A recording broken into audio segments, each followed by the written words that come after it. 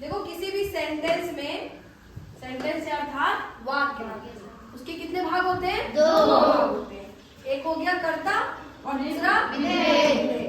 कर्ता को हम इंग्लिश में क्या बोलते हैं? सब्जेक्ट। और विधेय को क्या बोलते हैं? प्रेडिकेट।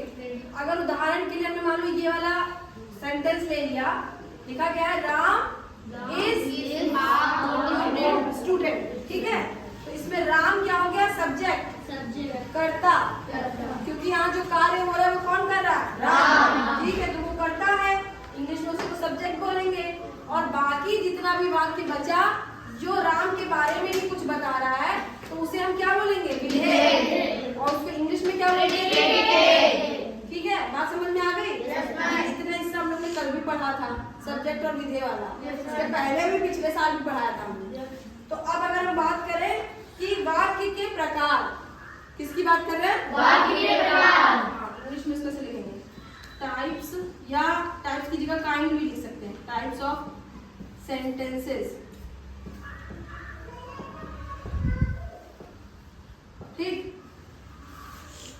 तो पहला वाक्य हो गया, पहला प्रकार हुआ अफर्मेटिव सेंटेंस। क्या लिखा है? Affirmative sentence. अफर्मेटिव सेंटेंस, सकारात्मक वाक्य, सकारात्मक वाक्य। इसको हम लोग डेक्लेरेटिव सेंटेंस भी कह सकते हैं। डेक्लेरेटिव,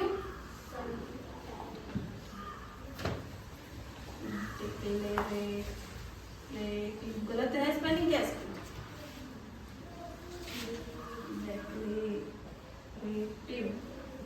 इसकी स्पेलिंग एक बार चेक कर लेना,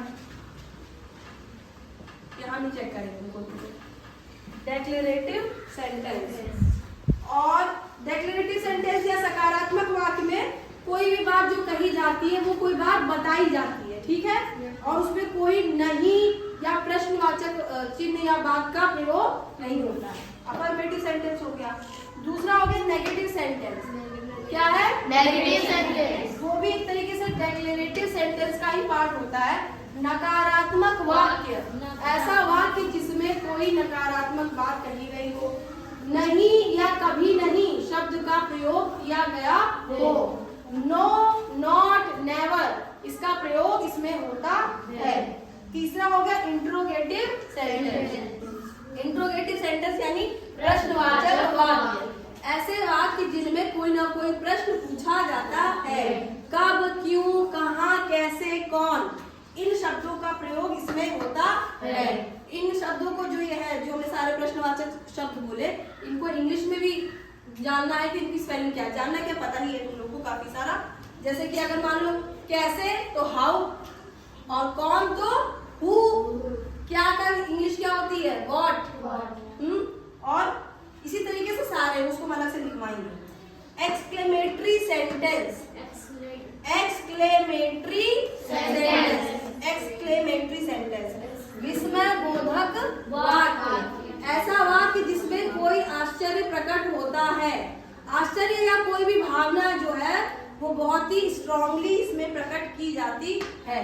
खुशी है तो खुशी को भी शब्दों से प्रकट करेंगे, दुख है तो दुख को भी शब्दों से प्रकट करेंगे, या आश्चर्य है या गुस्सा है, वो सारी भी बातें इन वाक्यों में बहुत ही तीव्र रूप से, स्पष्ट रूप से प्रकट की जाती है।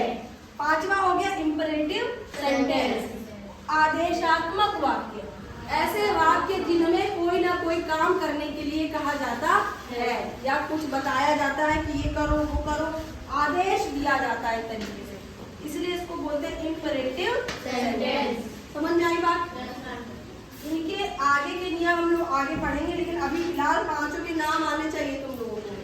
Affirmative sentence, negative sentence, interrogative sentence, exclamatory sentence, imperative sentence, कितने हो गए? 5।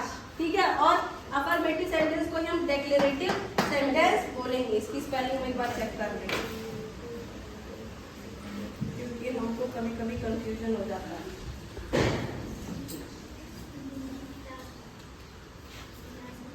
सही था, सही है।